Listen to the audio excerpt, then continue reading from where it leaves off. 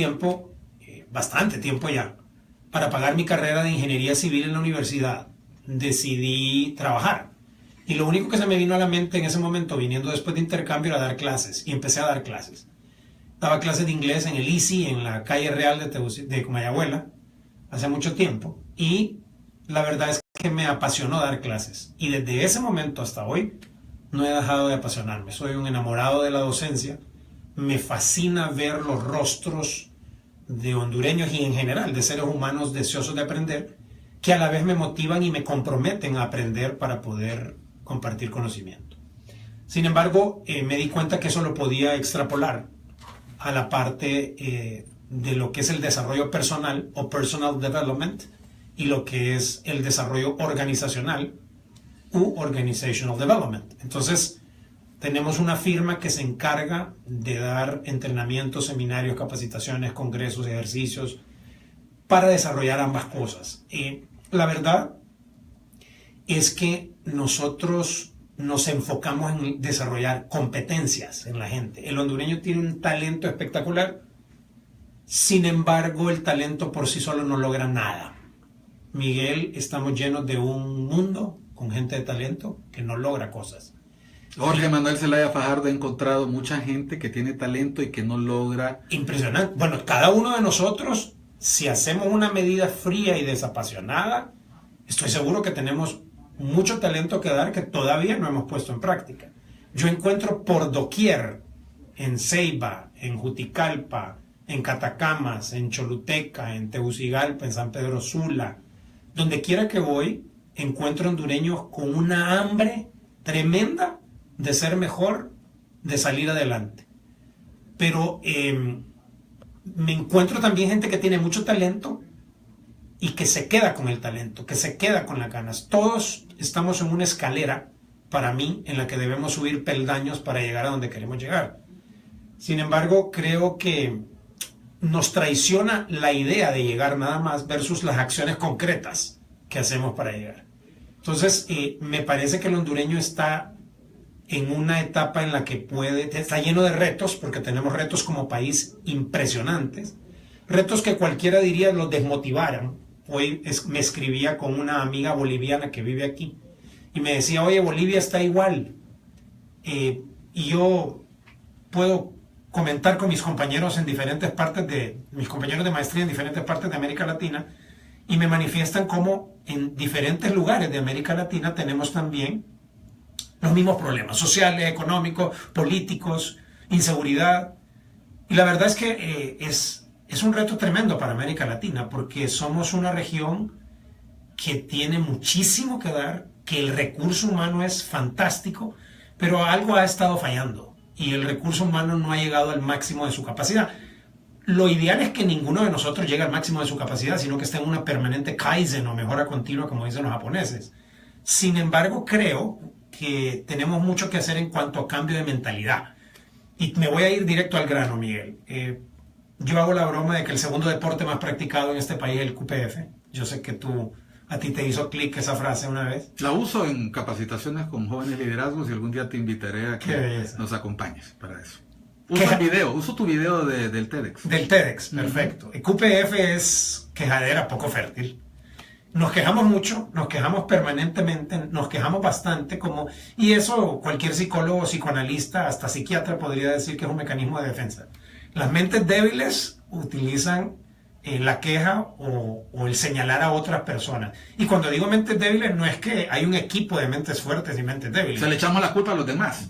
Pero eso es de lo más fácil. Y todo lo hacemos. Inclusive, con que nos analizáramos al final del día, nos daríamos cuenta que cada uno de nosotros dijo algo hoy que fue por culpa de X o Y. Yo tuve un jefe alemán que decía que él le llamaba mucho la atención que en los países centroamericanos cuando le preguntaba a alguien, y eso fue después de hacerme una pregunta, siempre poníamos excusas externas a nosotros y no nos responsabilizábamos de nuestros errores.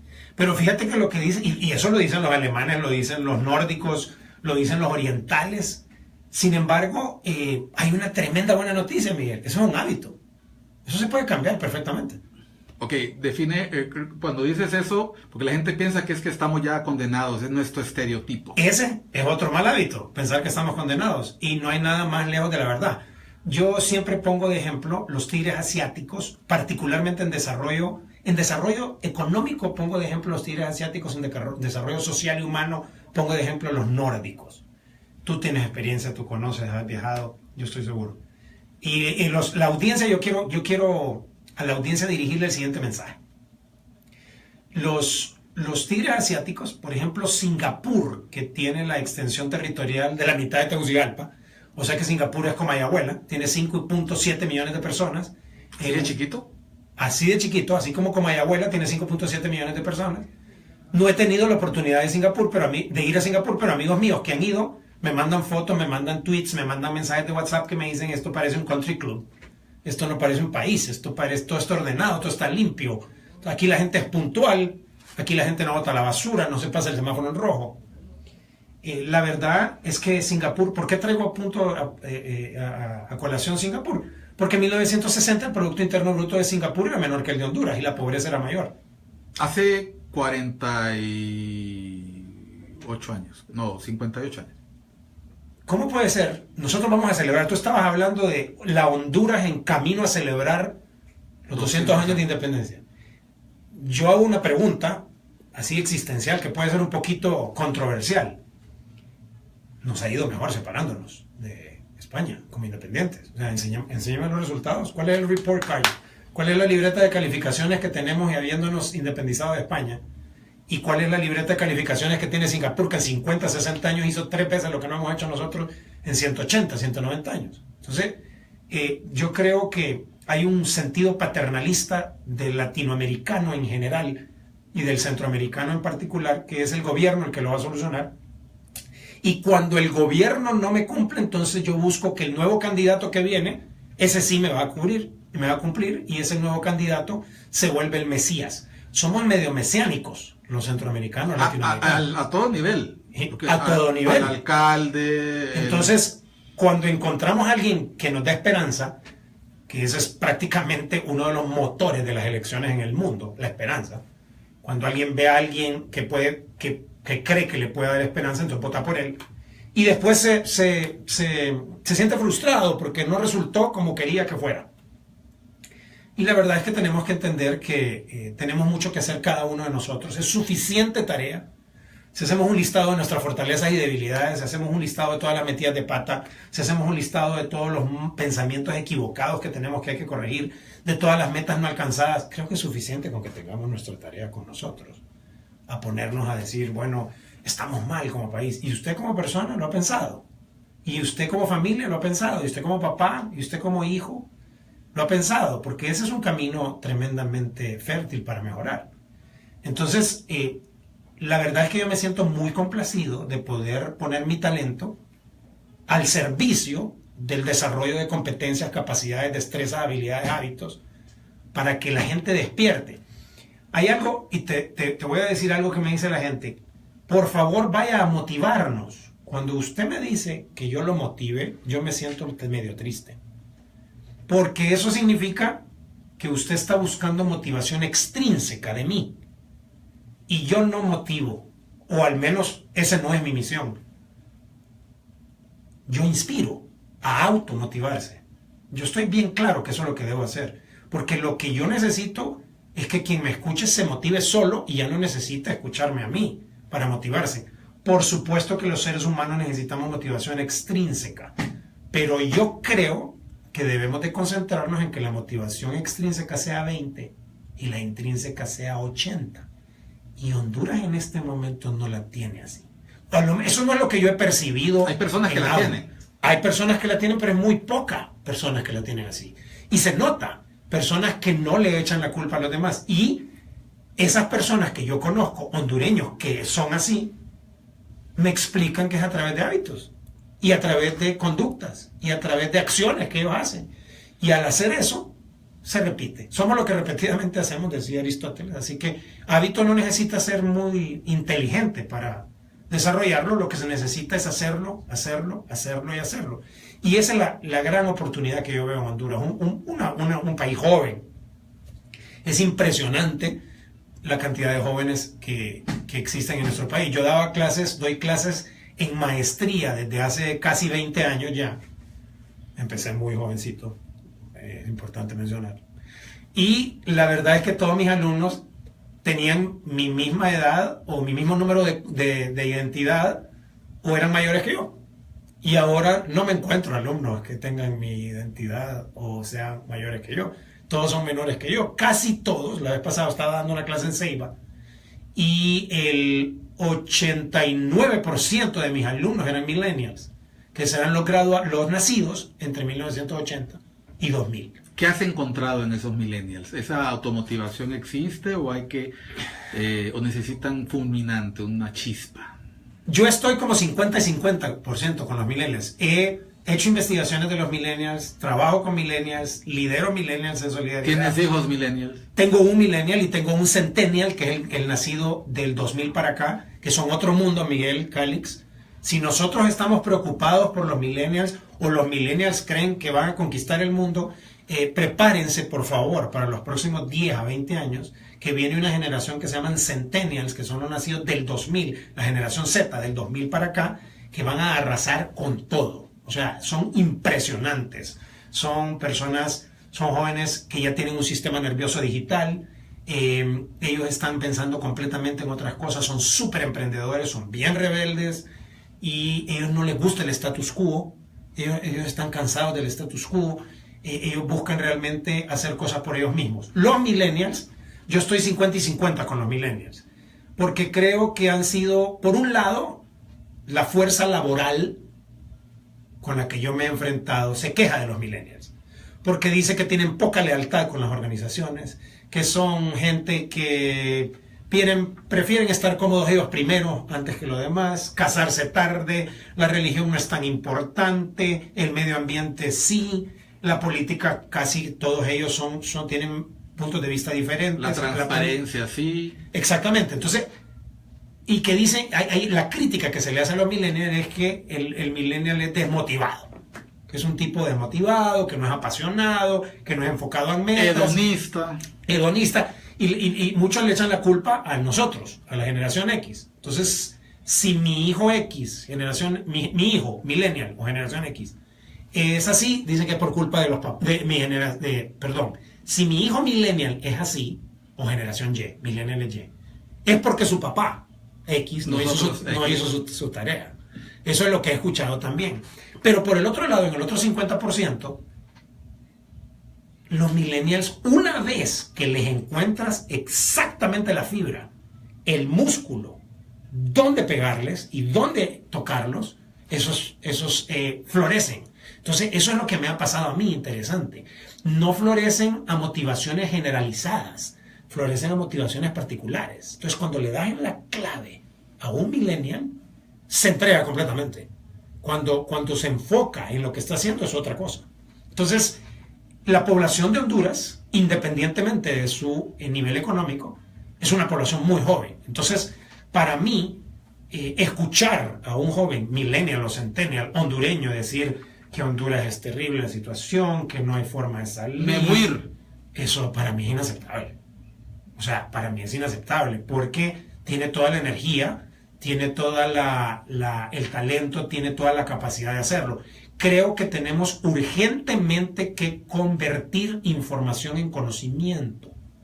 Creo que tenemos un problema y es que la gente cree que información es conocimiento y los que tenemos acceso a mucha información tenemos más bien una sobrecarga o sobredosis de información y hay gente que no tiene mucha información.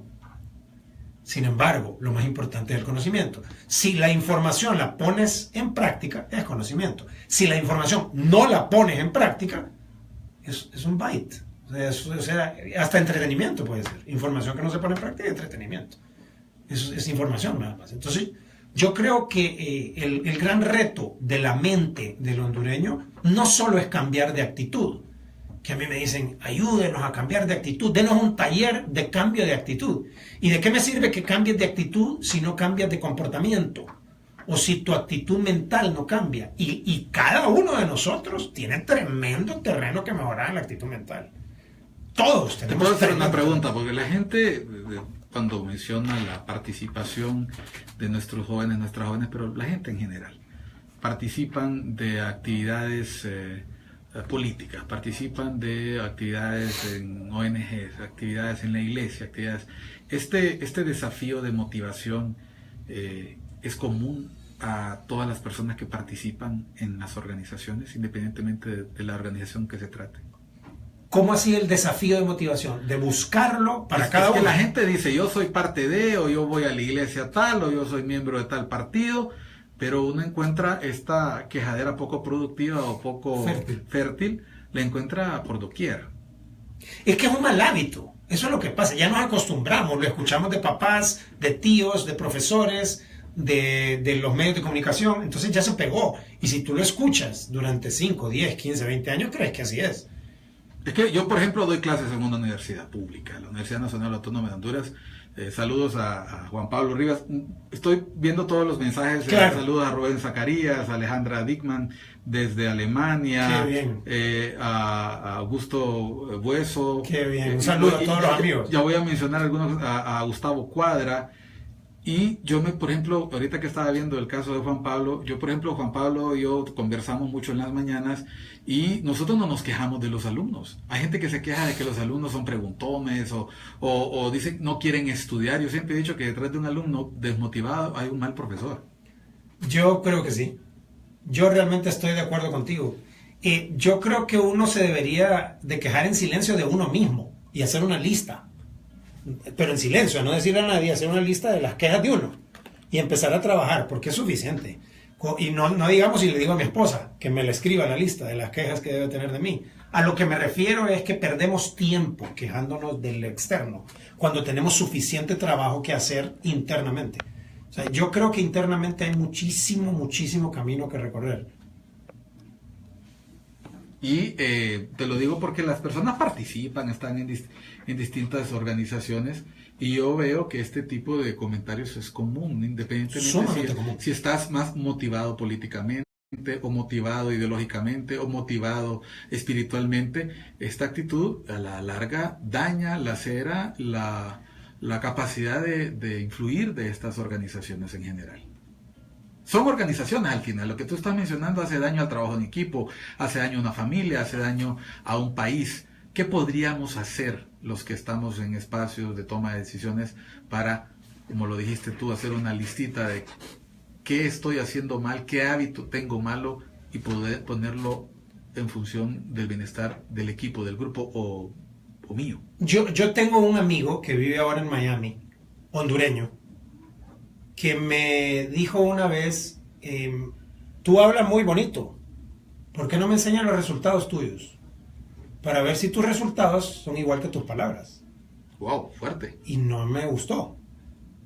Y yo dije, ¿está vivo? Sí, claro. Sí, vivo. Hablé con él en la mañana. Porque hay gente que reaccionaría muy mal. No, claro. Y yo no reaccionaría muy feliz a todo el mundo si me dice eso. ¿Sonreíste cuando te lo dijo? Sí, me sentí así como... ¿Qué pasó? Hey, ¿qué pasó? Está tocando la barba al tigre. Sí, o sea, qué bonitas tus palabras. Pues, enséñame tus resultados. Ni siquiera tus acciones, tus resultados. Entonces yo creo, y sobre todo los profesores, Miguel, o tú que estás en un medio de comunicación, tenemos que tener mucho cuidado, porque cuando tenemos la facilidad de las ideas y de transmitirlas elocuentemente, podemos correr el tremendo riesgo de quedarnos en las ideas transmitidas. Y yo siempre digo que lo que quiero ver es germinar un dardo, tirar un dardo a alguien en la audiencia. Hay estudios que dicen que no te acuerdas mucho de las clases que recibes. Y yo lo he probado durante años. La gente no se acuerda de lo que aprende en las clases. Pero hay ciertos factores que facilitan que la gente se acuerde. El tema, las condiciones ergonómicas, pero sobre todo el profesor. Y ese es un gran reto. La gente se acuerda. Si uno es bueno para las matemáticas, hay alta probabilidad que tuvo un buen profesor de matemáticas. Si uno es malo para las matemáticas, vamos a ver, hubo alguien que lo hizo que se distanciara de las matemáticas. Hace poco una exalumna mía me dijo que había un profesor de matemáticas que uno entraba a clases en pregrado, que uno entraba a una clase de matemáticas y que no creía que eran matemáticas, que salía fascinado de la clase y que quería volver a clases. Y dice, yo recibí matemáticas y yo nunca me sentí por matemáticas así. Entonces yo creo que lo que podemos hacer cada uno de nosotros es ver nuestros resultados. Y la pregunta obligada es, ¿estoy donde quiero estar? Y los resultados corresponden a todo el talento que yo puedo dar. Esas son como las dos preguntas más importantes. Entonces, antes de quejarme y de criticar y de decir que el país es un Titanic y que estamos al borde... Mire, yo le pido a la audiencia que pare un momentito, agarre un lápiz, si está en el carro, si está en el trabajo, si están en Facebook, pare un momentito y escriban las siguientes dos preguntas. Al 31 de diciembre del 2017, que acaba de pasar hace 16 días, primero, ¿usted estaba donde quería estar? Y segundo, ¿usted logró las metas que se propuso para el 2017? Las respuestas a estas preguntas cuando hago el ejercicio son fantásticas. Hay gente que me pregunta, ¿cuáles metas? ¿Metas? ¿Metas de qué dice usted? ¿Del trabajo? Sí, esas son las menos importantes, le digo yo. O sea, yo quiero las suyas. No, meta es estar bien. No, eso es un objetivo. Eso es un ideal. Eso no es una meta. Y mientras más nos forzamos a hacer eso de una manera medible, más doloroso es el camino. Y a veces nos da resultados. Lo que decía él, enséñame tus resultados a ver si son tan bonitas como tus palabras. Tú corres maratón. Bueno, la verdad es que soy un neófito. Acabo de hacer mi primera maratón en septiembre. Es que lo pregunto porque el Jorge Zelaya que yo conocí jamás hubiera corrido una maratón. Una de las razones por las que me propuse eso era por el efecto plató, que durante mucho tiempo yo me vendía mentiras a mí mismo, Miguel, y decía, estoy bien, corro 1 kilómetro, corro 2, sí, corro 5, está bien, 5, Y dije yo, pasan años y corro lo mismo, no mejoro, no me reto, me voy a poner un reto de los que no sé si voy a poder. Y además un poquito tarde, mi primera maratón fue a los 49, no es una edad ideal para comenzar, ya había corrido antes yo, mi primera media maratón fue un poco desastrosa, y mi segunda maratón, gracias a Dios, mi primera maratón completa, que la maratón realmente, cultura general, abre paréntesis, la gente dice, vamos a correr una maratón de 5 kilómetros este fin de semana, eso es un evento de una organización. Por favor, maratones solo son las de 42 kilómetros, todas las demás son diferentes. La media maratón es de 21 y las demás son carreras. Una de las razones por las que hice eso fue por mi familia, por mis hijos, por mi esposa, por ellos, para dedicarle tiempo que ellos vieran un esfuerzo, pero yo me considero completamente neófito en este tema.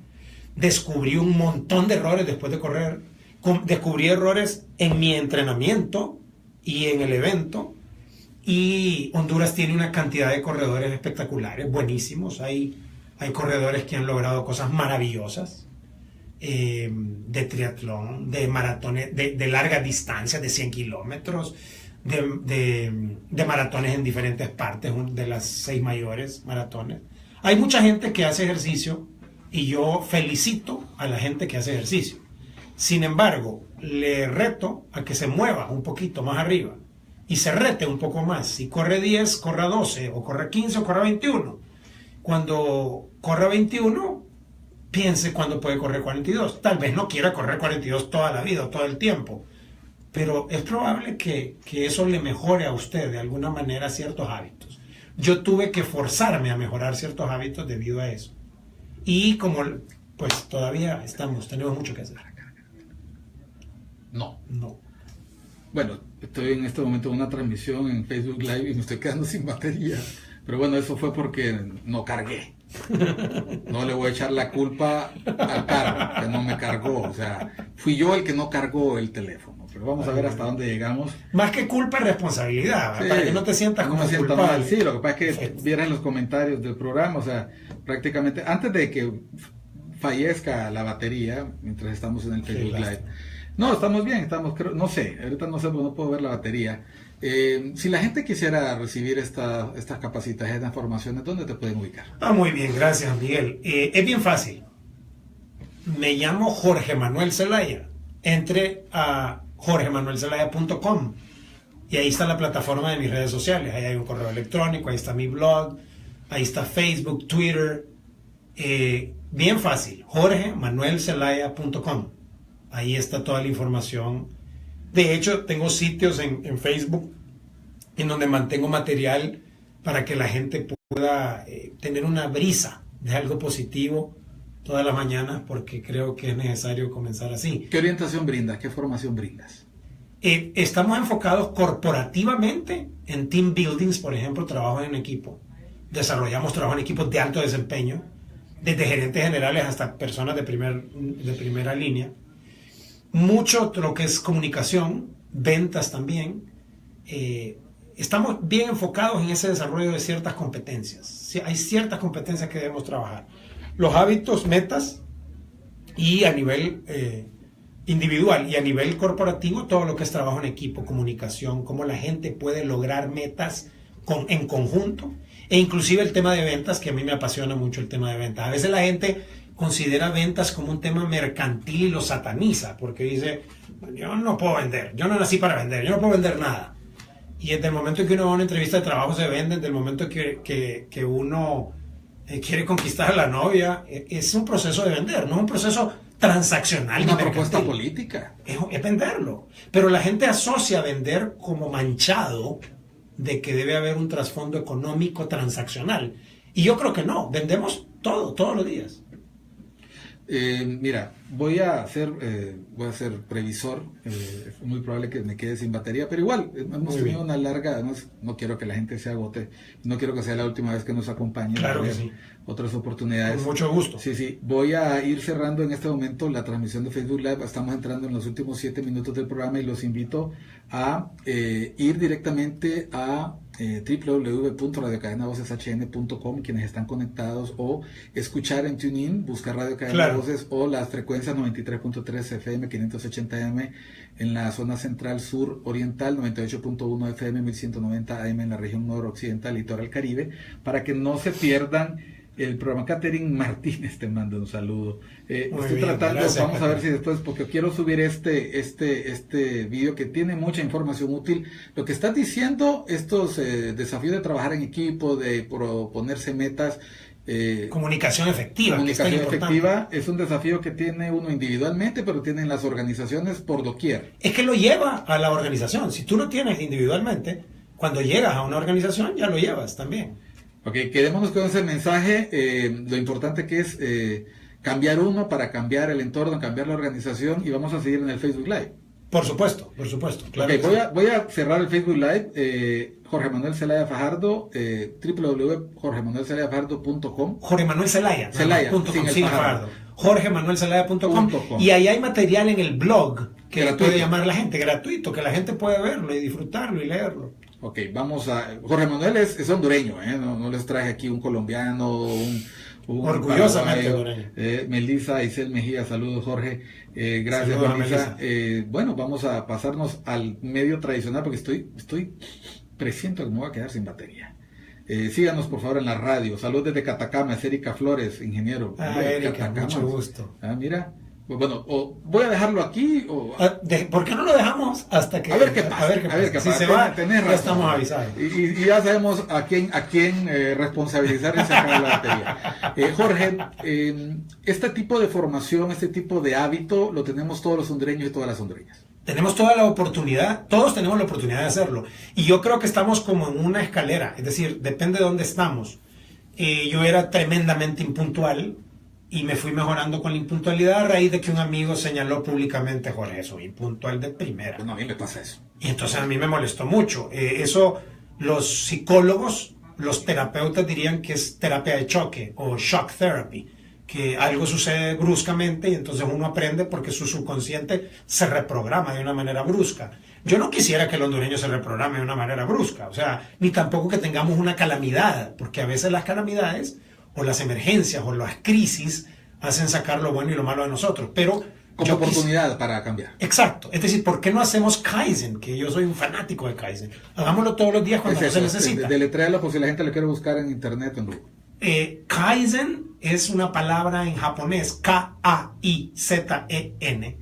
Estoy por escribir un paper sobre Kaizen, porque Kaizen es mejora continua en japonés. Y si hay algo que tiene la cultura oriental y particularmente los japoneses, que es impresionante, es que ellos se mejoran continuamente. Y ese concepto de mejorarse continuamente parece sentido común. Y Miguel y Jorge dicen, es mejora continua, todo el mundo. ¿Qué le dirías a una persona hondureña o que escucha esto y dice, pero nosotros no somos japoneses, no somos alemanes? Bueno, la verdad es que yo le diría lo que han hecho los japoneses, que ellos tampoco son alemanes ni son norteamericanos y han copiado las buenas prácticas de todas esas latitudes.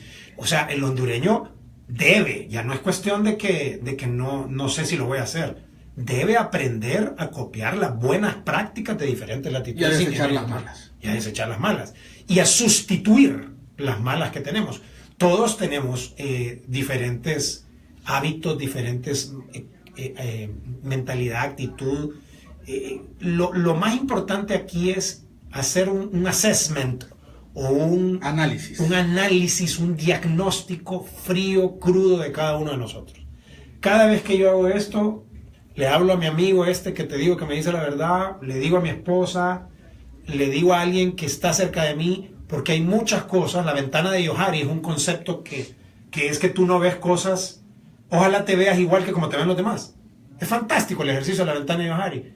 Yo le digo a Miguel, describime por favor en 10 palabras, 10 adjetivos, y yo me describo en 10 adjetivos, y agarro la hoja y la pongo aquí al lado, y veo a ver si lo que dijo Miguel Calix de mí y lo que digo yo de mí es lo mismo. Es impresionante lo diferente que eso es. Definitivamente, Jorge, nos hemos quedado sin tiempo suficiente para Facebook Live y te dejo el compromiso que sigamos platicando. Con mucho gusto. Yo vengo cuando tú me invites. Bueno, y creo que las personas que están escuchando en este momento el programa valorarán mucho el esfuerzo que Jorge ha hecho. Acabo de darme cuenta que necesito un trípode para mí, porque esto del Facebook Kaizen, mejora continua. Para la próxima vas a traer un trípode. No, y es que estoy ensayando este método porque te cuento, lo más probable es que vamos a cambiar de hora. Ah, muy bien. Y vamos a tener un desafío horario, les vamos a dar en los próximos días la buena nueva. Muy bien. Ya no va a ser a la 1, somos 2, porque pues a esa hora ya no será en la 1, no lo voy a tener a la 1 de la mañana, pero vamos a tener un espacio que va a tener innovaciones, va a tener mejora continua y sin duda alguna Con gusto, yo vengo cuando me invites. Bueno, hemos compartido hoy con Jorge Manuel Zelaya, a ver, en estos días asiagos, como le digo yo a la gente, un consejo final para los oyentes y las oyentes. Siéntase orgulloso de ser hondureño. Honduras tiene un montón de retos, pero así han tenido todos los países. Y a veces cuando uno juzga severamente a su país de manera tan crítica e incisiva, a veces eso dice de uno que uno no lee mucho ni ha aprendido de otras culturas y otros países. Cuando yo hablo con otros latinoamericanos y me comentan que sus problemas son iguales o peores que los de aquí, la verdad es que yo me pongo a pensar, wow, y yo que me quejo tanto. Cuando hablo con gente hondureña que ha estado en África y me explica los retos que tiene África, yo digo, realmente nosotros debemos de hacer un análisis contra nosotros mismos. Y ahí creo que pararíamos de quejarnos, porque siempre hay espacio para mejorar, hasta los países más sobresalientes. Hoy vemos todos los retos que tienen los países de primer mundo. Son diferentes retos a los nuestros. La pobreza es un enemigo, ese es otro mensaje que quiero mandar. La pobreza es un enemigo de todos. Aquí no es una cuestión ideológica, no hay ideología. No puede haber hondureño pobre. No debe. Y eso podemos abordarlo en otro programa. Claro que sí, con mucho gusto. Gracias, Jorge Manuel. Ajustó la batería, lo subo a la